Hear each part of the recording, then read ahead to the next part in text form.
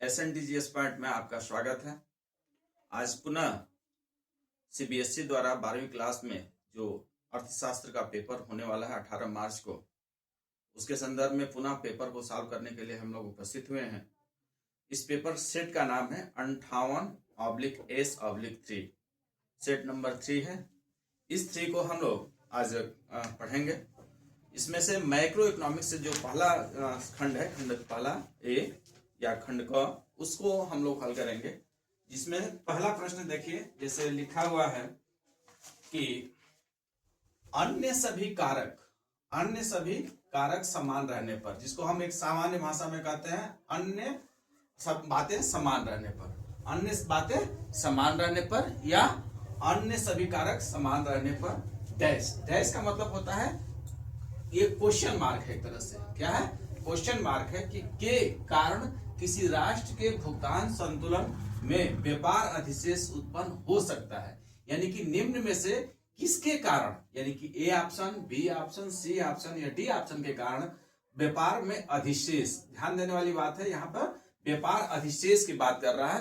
तो जैसा कि हम जानते हैं, व्यापार 3 प्रकार के, व्यापार घाटा, व्यापार अधिशेष और व्यापार संतुलन 3 प्रकार के होते हैं। तो उसमें अधिशेष की बात कर रहा है, सरप्लस की बात कर रहा है। अगर हम इसका इंग्लिश वर्जन देखें तो keeping all other factors constant, trade surplus में arise in the balance of payment of a nation because of dash दिया है।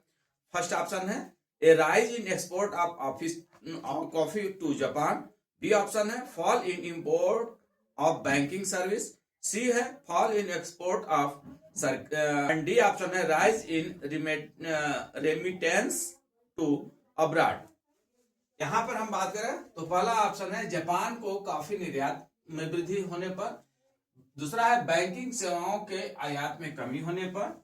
तीसरा दिया है सेरेलेक मतलब अनाज के निर्यात में कमी होने पर। और डी ऑप्शन दिया है विदेशों को प्रेषित धन में वृद्धि करने पर। तो यहां कभी भी जो व्यापार होता है यह किसका होता है, दृश्य मदों का होता है। किसका होता है, दृश्य। दृश्य किसे कहते हैं, जैसे वस्तुओं का, वस्तुओं के आयात निर्यात को हम क्या कहते हैं, व्यापार शेष या व्यापार संतुलन कहते हैं, जैसा कि आप जानते हैं। फिर इसमें अब जो है तो सिंपल सी बात है, जो कि दृश्य है, तो दृश्य में एक चीज मान चलिए कि जो इसमें दृश्य होगा वही होगा। तो इसमें बताइए क्या बैंकिंग सेवाएं दृश्य है, नहीं है। विदेशों को प्रेषित धन दृश्य है, नहीं है। अब बच रहा है यहाँ पे जापान में कॉफी और अनाज के निर्यात में कमी, 2 चीजें हो रहा है। तो अब जापान में कॉफी का निर्यात, यदि भारत के लोग कॉफी का निर्यात ज्यादा करेंगे, तो निर्यात जब ज्यादा करेंगे तो क्या होगा, हमारा व्यापार बढ़ेगा। व्यापार क्या होगा, बढ़ेगा। और आयात घटेगा। तो व्यापार बढ़ेगा, निर्यात बढ़ेगा, आयात घटेगा, तो अधिशेष हमारा होगा। इस प्रकार से ए ऑप्शन सही है।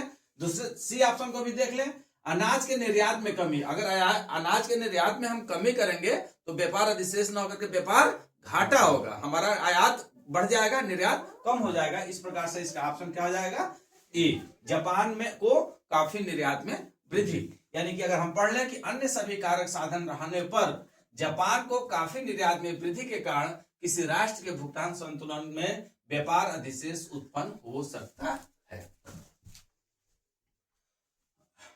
अब आगे दूसरा प्रश्न देखें। किसी विशेष समय बिंदु पर भुगतान उद्देश्य से जनता द्वारा रखी हुई मुद्रा की कुल मात्रा डैश दिया है, क्या होती है। सावधि जमा होती है, या मुद्रा की मांग होती है, या मुद्रा आपूर्ति होती है, या साख सृजन होता है। तो इसका हम अगर इंग्लिश वर्जन देखें तो dash is the total value of money held by the public for purpose of depositing of at a particular point of time, term of deposit, demand for money, money supply, credit creations। तो जैसा कि हम जानते हैं, किसी विशेष समय पर यदि मुद्रा का उद्देश्य भुगतान उद्देश्य ले लिया जाए, जिसको हम ट्रांजेक्टरी मोटिव भी कहते हैं। क्या कहते हैं, ट्रांजेक्टिव मोटिव या विनिमय उद्देश्य या विनिमय उद्देश्य। विनिमय उद्देश्य का मतलब क्या होता है, हम रोजमर्रा की चीजों को क्रय विक्रय के उद्देश्य से अगर हम पैसा मांग रखते हैं, मुद्रा रखते हैं, तो उसे हम कहते हैं भुगतान उद्देश्य या विनिमय उद्देश्य कहते हैं। ठीक है। दूसरा उद्देश्य होता है प्रिकॉशनरी मोटिव, यानी कि दूरदर्शितापूर्ण उद्देश्य। दूरदर्शितापूर्ण उद्देश्य क्या होता है, हम पूर्वोपाय भी उसको कह सकते हैं। पूर्वोपाय का मतलब होता है कि कभी कभी हम ऐसा, कभी पैसा हमेशा केवल खरीद फरोख्त के लिए नहीं, बल्कि भविष्य में अपने को सुनिश्चित करने के लिए, सुरक्षित रखने के लिए भी कुछ पैसा हम अपने पास रखते हैं, ताकि जैसे बीमारी हो गया, जरूरत हो गया, या कभी इमरजेंसी में कभी पैसे की जरूरत पड़ती, तब भी हम कुछ ना कुछ पैसा अपने घर में रखे रहते हैं। उसको कहते हैं प्रिकॉशनरी मोटिव। और तीसरा उद्देश्य होता है, वो होता है सट्टा उद्देश्य, स्पेकुलेशन मोटिव होता है। तो इसलिए यहाँ पर जो तीनों उद्देश्य होते हैं, एक्चुअली यह मुद्रा की मांग का होता है। यानी कि जब हम पैसा रखते हैं अपने पास, तो क्या करते हैं, हम बैंक से या कहीं से हम पैसा क्या करते हैं, मांगते हैं, पैसा मांग के अपने पास रखते हैं। तो इस प्रकार से इसका ऑप्शन क्या हो जाएगा, मुद्रा की मांग हो जाएगा। तीसरा प्रश्न है कि विनिमय दर प्रणाली के अंतर्गत किसी राष्ट्र के केंद्रीय बैंक व सरकार को विदेशी मुद्रा दर के निर्धारण में हस्तक्षेप का कोई अधिकार नहीं होता है। ऑप्शन स्थिर, तृतीय, प्रबंधित तृतीय या स्वर्णमान। इसका अगर इंग्लिश में बात करें तो अंडर डैश दिया हुआ है, exchange rate system the central bank and government of the country do not have any authority to interfere in the exchange rate determinations. यानी किस विनिमय दर के प्रणाली के अंतर्गत किसी भी सरकार या केंद्रीय बैंक को हस्तक्षेप करने की नीति, हस्तक्षेप करने का अधिकार नहीं होता है। तो इसमें स्थिर में क्या होता है, स्थिर जो होता है वह सरकार ही तय कर देती है, एक लिमिट तय कर देती है, जिसमें स्वर्णमान इत्यादि तय कर देती है कि इसके अंदर ही हम विनिमय करेंगे।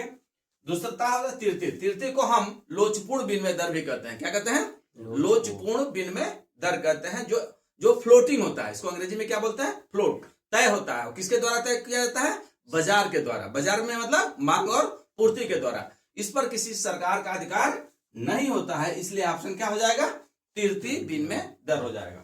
एक कंफ्यूजन वाली बात है, तीसरा प्रबंधित तृतीय दो शब्द लिखता है। तो प्रबंधित का मतलब हो गया एक लिमिट तक तो तृतीय रहेगी, लेकिन एक सीमा के ऊपर या एक सीमा के नीचे अगर घूमने लगता है, ऊपर जाने लगता है, तो सरकार उस पर क्या करती है, हस्तक्षेप करने लगती है। इसलिए इसमें ये आंसर नहीं होगा, इसका ऑप्शन क्या हो जाएगा, तृतीय, यानी कि बी ऑप्शन हो जाएगा। तो यहां हम रख कर देख सकते हैं कि तृतीय विनिमय दर प्रणाली के अंतर्गत किसी राष्ट्र के केंद्रीय बैंक व सरकार को विदेशी मुद्रा दर के निर्धारण में हस्तक्षेप का कोई अधिकार नहीं होता है। अब हम चौथा ऑप्शन देखें तो भुगतान संतुलन का डैश खाता शेष विश्व रो पर वित्तीय दावों में निवल परिवर्तन को दर्शाता है। अगर इसका हम इंग्लिश देखें तो लिखा हुआ है कि the dash account of balance of payment reflects the net change in financial claim on the rest of the world, जिसको रॉ बोलते हैं, ROW, ट्रेड, कैपिटल, करेंट या विजुअल। तो जैसा कि आप जानते हैं भुगतान संतुलन के दो खाते हैं, एक होता है चालू खाता और एक पूंजी खाता। तो इसमें आप एकदम कंफ्यूजन दूर कर दीजिए कि कोई व्यापार खाता भी होता है और दृश्यमान खाता भी होता है। अब हमारे पास केवल दो ऑप्शन बच रहे हैं, या तो पूंजी खाता होगा या चालू खाता होगा। अब बात करें किसको पूंजी खाता कहेंगे, किसको चालू खाता कहेंगे। तो चालू खाता का मतलब होता है उसी वर्ष सभी प्रकार के जो आर्थिक लेन देन होते हैं, यानी कि निर्यात हो जाता है, एकल हस्तांतरण हो जाता है, गिफ्ट हो जाता है ना, सेवाओं का निर्यात हो जाता है, वो सब किसमें शामिल हो जाता है, चालू खाता के अंतर्गत हो जाता है। लेकिन अगर सभी प्रकार की वित्तीय बात करें तो सभी प्रकार के वित्तीय में ऋण भी हो सकता है, उधार भी हो सकता है, विनिवेश भी हो सकता है, बहुत सारी चीजें हो सकती है। सभी प्रकार के लेन देन में न केवल हम चालू खाता से संबंधित, बल्कि उसमें हम ऋण वगैरह भी शामिल कर लेते हैं, उसे हम क्या कहते हैं, पूंजी। माने पूंजी का अंतर प्रवाह या बहिर्प्रवाह हो जाता है, तो उसे हम पूंजी खाता कहते हैं। अब प्रश्न क्या कह रहा है, भुगतान संतुलन का खाता शेष विश्व पर वित्तीय दाव यानी कि लायबिलिटी हो जाती है। मतलब जैसे मान लीजिए हमने अमेरिका से कोई सामान खरीदा, तो अमेरिका का हमारे ऊपर, अमेरिका को हमको भुगतान करने की क्या हो गई, लायबिलिटी हो गया। वो दावा कर सकता है कि आप हमारे यहाँ से सामान ले गए हैं, आप मुझे इसका भुगतान करना होगा। या हम कहीं तेल खरीदते हैं तो वो हमारे पूंजीगत में आ जाता है। तो इस प्रकार से यह जो वित्तीय दावे हो जाएंगे वह किसके हो जाएंगे, पूंजी खाते के अंतर्गत आएंगे। तो यह हो गया।